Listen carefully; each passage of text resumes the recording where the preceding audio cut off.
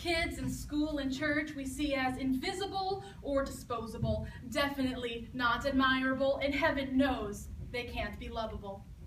It's as if we're not capable of understanding that the untouchables don't like branding and that it wasn't in God's commanding.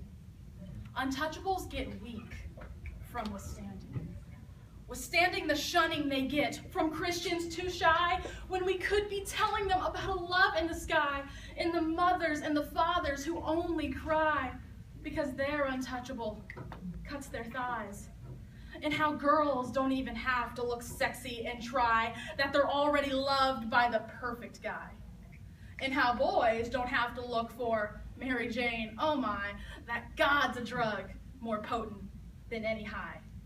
Yet we as a church choose to simply stand by, and instead of arms of love, we turn a blind eye.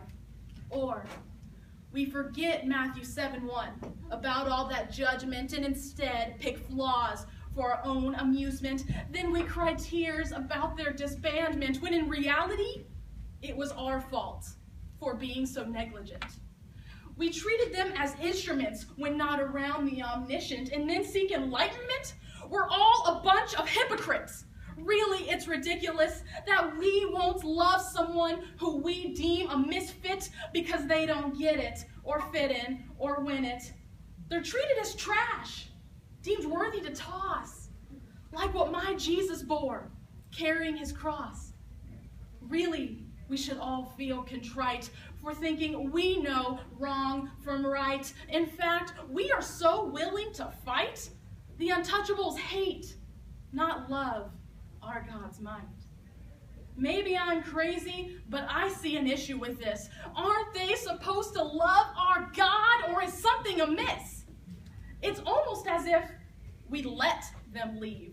We view them as lepers because they don't believe. The untouchables see him as a source of their problems, so why are we not screaming, he wants to solve them? The untouchables have been felt. The untouchables have been heard. The untouchables have more to say than just a spoken word. How do I know? Because I'm an untouchable, and I'm here to preach that the untouchables are never out of God's reach. So don't avoid an untouchable, because we aren't invisible, we aren't disposable, and heaven has proven we are lovable. When you think of the qualities of an untouchable, I want you to see that Jesus was as much of an untouchable as me.